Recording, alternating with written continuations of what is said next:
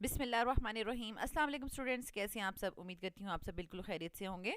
तो स्टूडेंट्स, आज की वीडियो तमाम क्लास 10th फेडरल बोर्ड के स्टूडेंट्स के लिए बहुत ज़्यादा इंपॉर्टेंट है, क्योंकि इसमें हम डिस्कस करेंगे कंपोजिट बायोलॉजी पीबीए प्रिपरेशन 2026।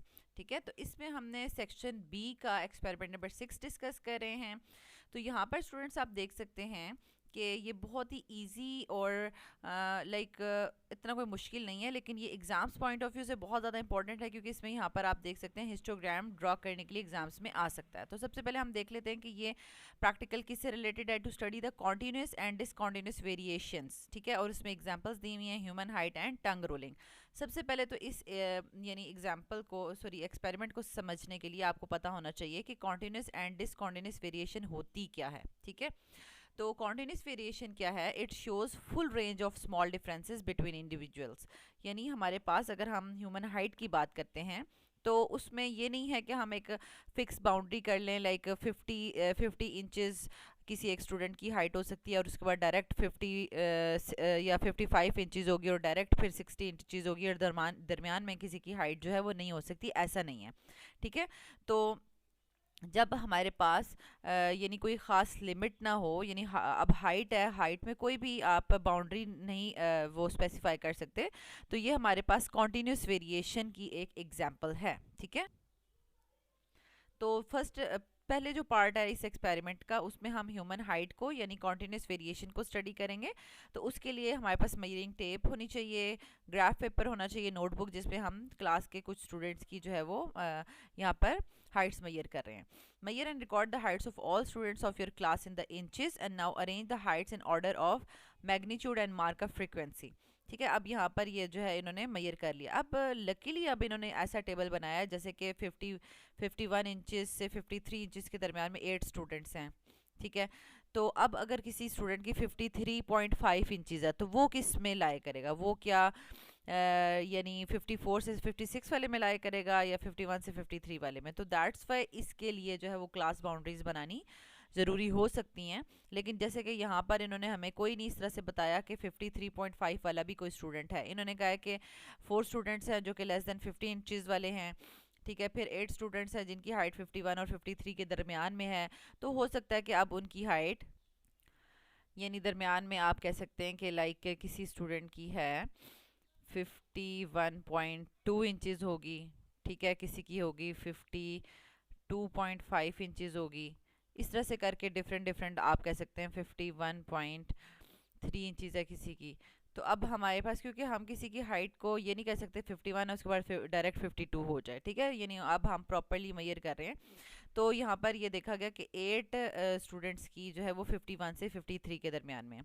तो यहाँ पर तो ऐसा कुछ भी नहीं है। अगर आप डायरेक्टली भी इसी से विदाउट क्लास बाउंड्रीज भी अगर बना देते हैं, ठीक है, तो आपका हिस्टोग्राम रॉन्ग कंसिडर नहीं होगा। कुछ स्टूडेंट्स को ये है कि हमारा हिस्टोग्राम जो है अगर उसकी इस तरह से जो लाइंस बार्स आ रही हैं वो बिल्कुल आपस में टच ना हुई हुई, तो हो सकता है ये रॉन्ग हो जाएगा। ऐसा नहीं है।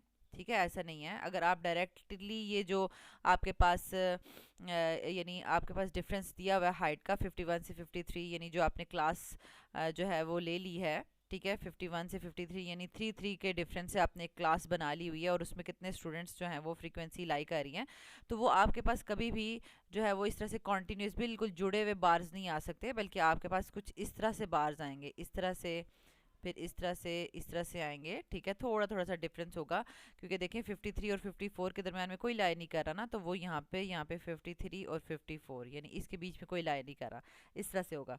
तो इसको भी आप ये नहीं कह सकते कि ये रॉन्ग कंसिडर होगा। ठीक है, तो ये हमारे पास जो ट्रेट है कॉन्टिन्यूस वेरिएशन वाला, ये ह्यूमन हाइट भी हो सकती है, स्किन कलर भी हो सकता है, अगर वेट ऑफ द स्टूडेंट्स को अगर हम चेक करें ये भी हो सकता है।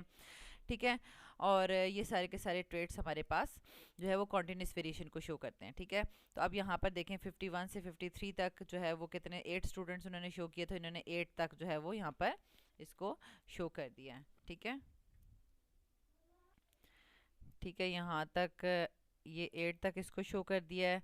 ठीक है, लेस देन 50 में 4 स्टूडेंट्स थे, ये यहाँ तक शो कर दिया। तो आपने ग्राफ में अच्छे से इसको ड्रॉ करते जाना है, तो इस तरह से आपका बन जाएगा। और इसको भी हम कॉन्टिन्यूस वेरिएशन ही इसको कंसिडर करते हैं, ठीक है। कैसे कि हम अगर इनके एजेस को मिलाएं, ठीक है, आपस में, तो ये कॉन्टिन्यूस स्मूथ कर्व जो है वो उसकी शक्ल में ये आएगा, ठीक है। इस तरह से ये लाई करेगा, ठीक है, इस तरह से।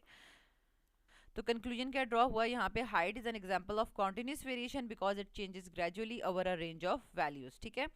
तो फिर आ जाता है हमारे पास, तो अगर आप बाकी भी प्रैक्टिकल बुक्स में देखें तो किसी में भी जो ये हाइट का जो ग्राफ है जिसको हम कॉन्टिन्यूस वेरिएशन में ले रहे हैं, तो ये बिल्कुल बार्स जुड़े हुए नहीं बनाए गए। इसी तरह जैसे क्लासेस बनी हुई हैं, जैसा डाटा दिया हुआ था उसी तरीके के बने हुए हैं। जैसे कि ये स्टार की कॉपी में ये बनी हुई है और ये मरियम वालों में बना हुआ है, ठीक है।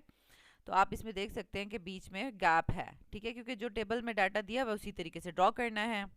तो इसी का दूसरा पार्ट है to study the discontinuous variation, that is tongue rolling, ठीक है। अब टंग रोलिंग में बस दो ही पॉसिबिलिटीज हैं, किसी की टंग रोल हो रही है और किसी की नहीं हो रही, ठीक है। तो ये एक आप कह सकते हैं कि डिसकॉन्टिन्यूस वेरिएशन है, इसमें दरमियान का कोई भी वो नहीं है कि किसी की थोड़ी रोल हो रही है, ये वो ऐसा कुछ भी नहीं है, ठीक है।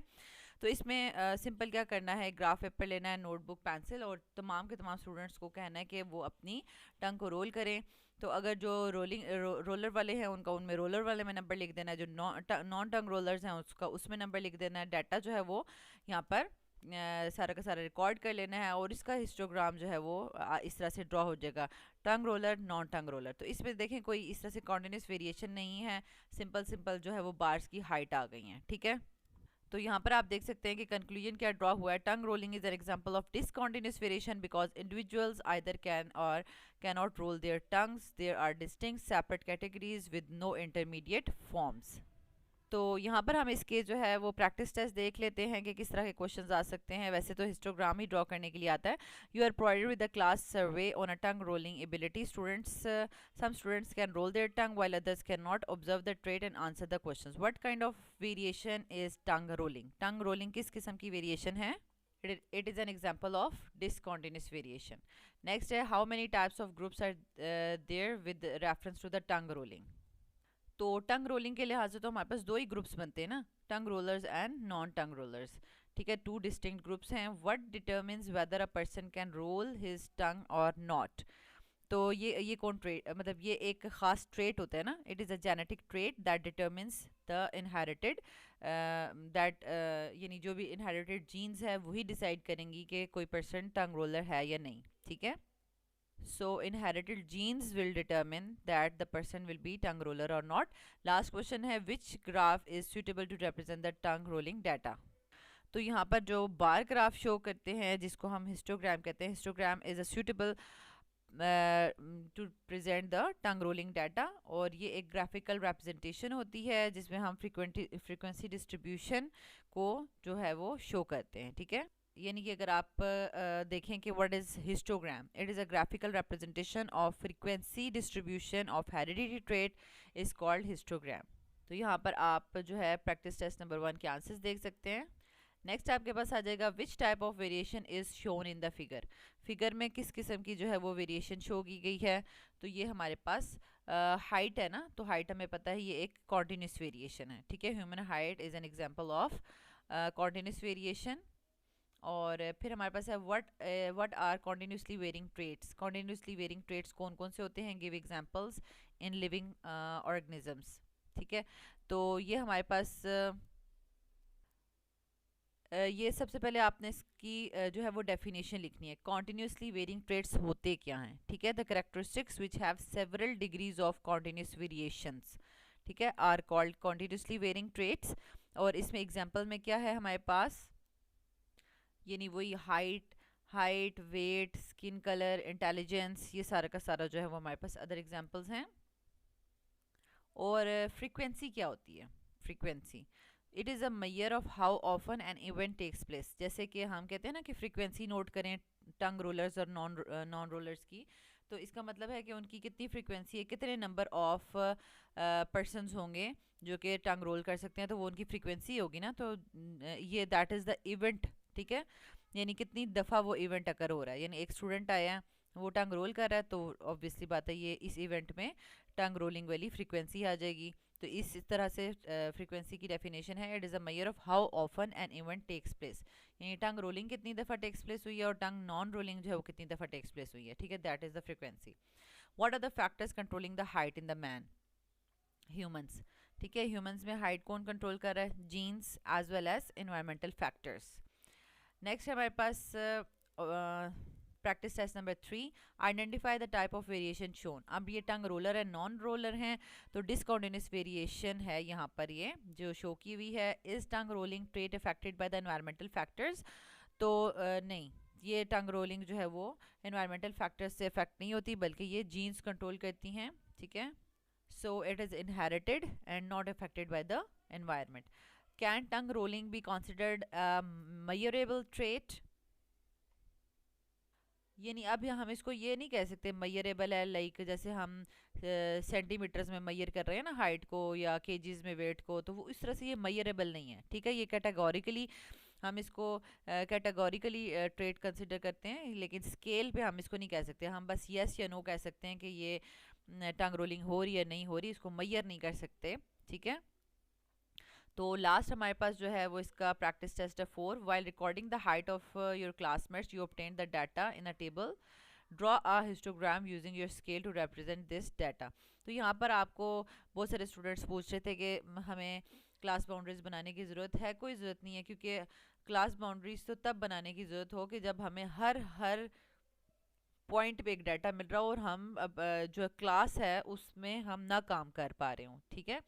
यानी 60 और 61 के बीच में भी कोई हाइट होनी चाहिए, कोई स्टूडेंट होना चाहिए, तो इसका मतलब है फिर तो क्लास बाउंड्रीज से ही काम होगा, ठीक है।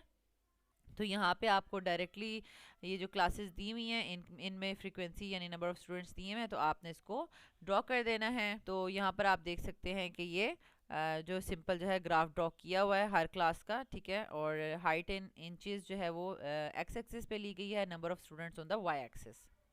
ओके स्टूडेंट्स, यहाँ पर हमने जो है एक्सपेरिमेंट नंबर 6 को कम्प्लीटली डिस्कस कर लिया है। ये एग्ज़ाम पॉइंट ऑफ व्यू से बहुत ज़्यादा इंपॉर्टेंट है। आपने हिस्टोग्राम बनाने की प्रैक्टिस करनी है।